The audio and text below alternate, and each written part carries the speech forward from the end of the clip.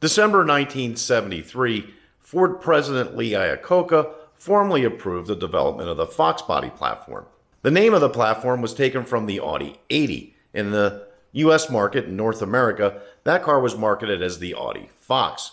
Ford considered that Audi as their leading competitor in the subcompact marketplace.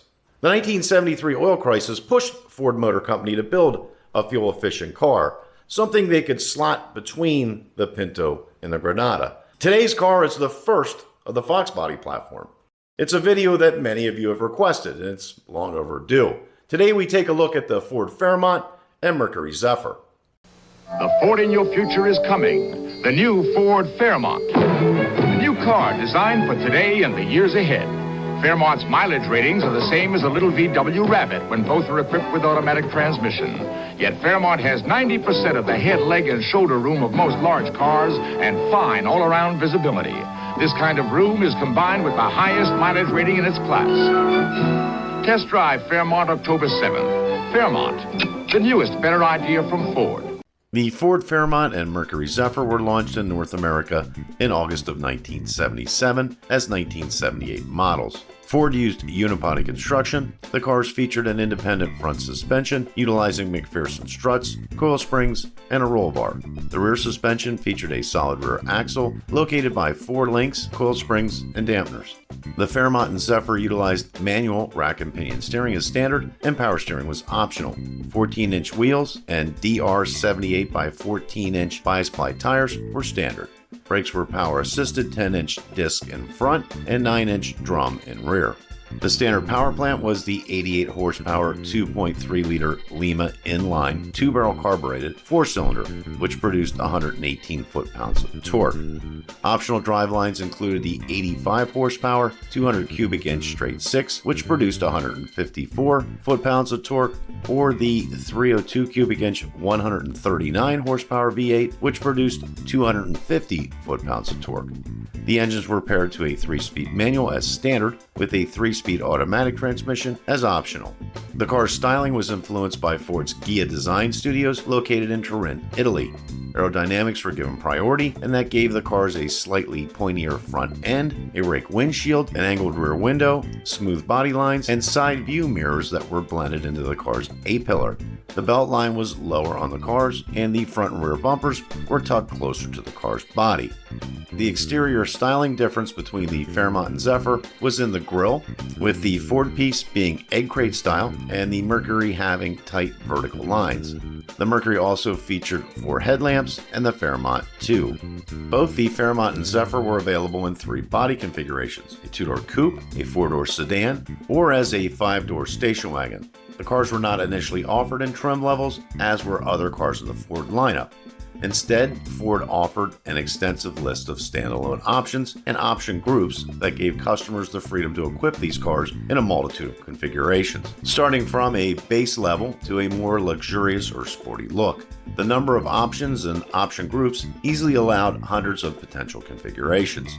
Seating was available in a bench, split bench, or bucket seats, and in cloth or vinyl seating surfaces. Ford introduces the new Futura. A dramatic combination of styling and technology for 1978 and beyond. Futura. Its striking design is the result of computer modeling and extensive aerodynamic testing. Its excellent fuel economy results in part from the use of high-strength, low-alloy metals in Futura's construction. And Futura's ride is the result of a newly created advanced front suspension system. Futura. In a world where cars are looking more and more alike, it represents a change. A dramatic combination of styling and technology for 1978 and beyond. Realistically priced for today. See your Ford dealer for a personal test drive. In December of 1977, Ford rolled out the Fairmont Futura and Mercury Z7. These were 2-door coupes with model-specific rooflines and a wrap-over B-pillar. The back of the cars featured a wraparound taillight design. The Fairmont front had its own unique styling, with the 4 headlamp fascia from the Zephyr and a crosshatch grille. The interiors featured pleated vinyl bucket seats, colored keyed seatbelts, and wood tone appliques on the dash. Futuras and Z7s came equipped with a 4-speed transmission as standard equipment and offered its own list of optional equipment. Mid-year, Ford rolled out the ES option on both cars, which added a blacked-out grille, cowl, window frames, and lower back panel. Additionally, the ES included a special turbine spoke wheel cover and rear quarter window louvers. The interior had a sports steering wheel and a unique black instrument panel and colored keyed trim. The Fairmonts were also marketed to fleet buyers, serving as police cars and taxi cabs.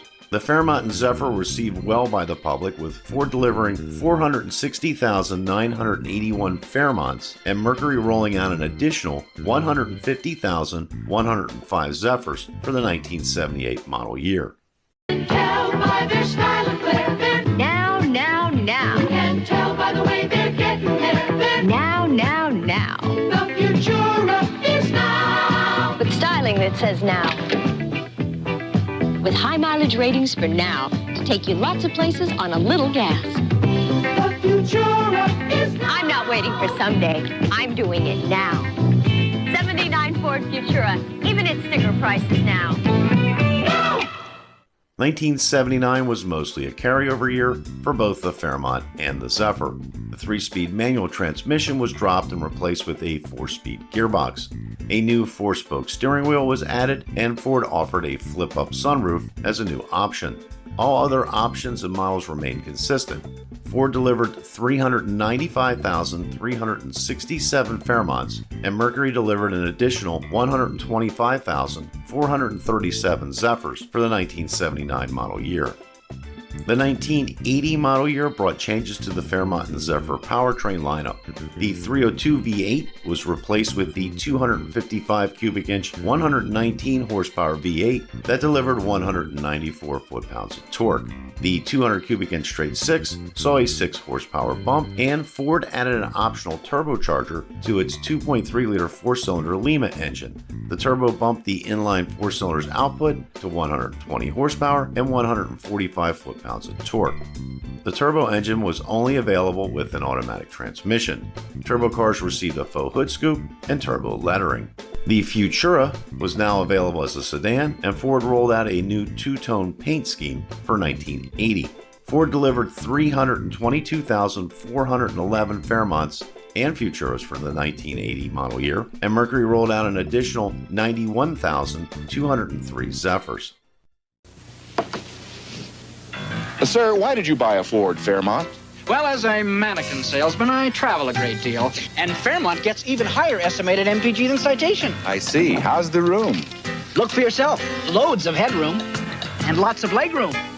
How about the trunk room? Has more than K-Car. And the sticker price? Hundreds less than a comparably equipped Citation or K-Car. In short, Fairmont won't cost you an arm and a leg. Ford Fairmont. It makes a world of sense.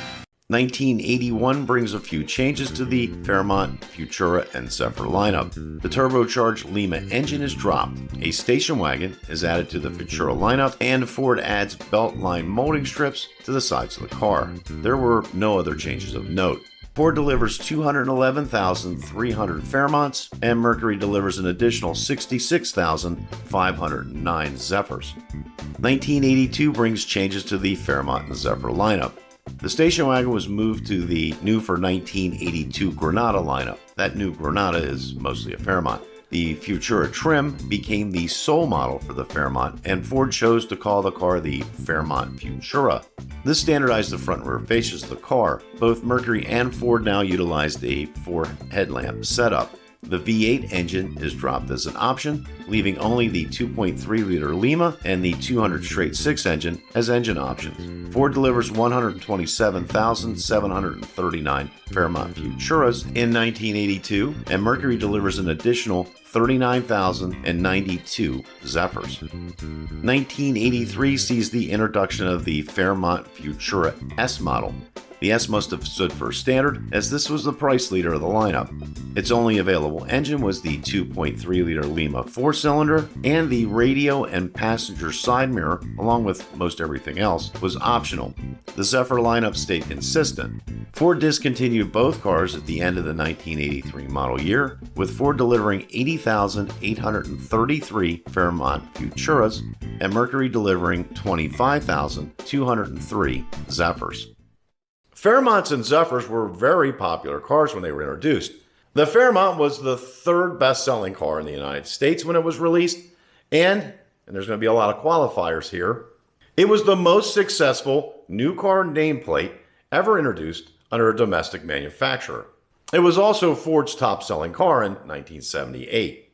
A Fairmont Futura coupe built in November of 1977 was Ford's 100 millionth car built. When you take a look at Fairmont and Zephyr sales numbers, you have to think that this car would have been more popular had it been introduced at a different time period. You see, 1978 was a difficult time for the economy in the United States. Interest rates ranged from 10% all the way up to a high in 1982 of 17.7% on a new car. The unemployment rate in 1982 peaked at 10.8%. You literally had to know someone to land a job at McDonald's. And that's especially true if you were still in high school and had rock star hair. The Fairmont and Zephyr were eventually replaced by the Tempo and Topaz in 1983. Those cars were very different. They were smaller, even more aerodynamic, and they were front-wheel drive. They did very well out of the gate as well. Now, if you enjoyed this video, please click the like button. That helps other people see it. Also, consider subscribing. There's plenty of content like this on the channel, like this video over here. It's on the Ford Maverick. That's the car that preceded the Fairmont and Zephyr. That's it for now. Thanks for watching, and until next time, we'll see you.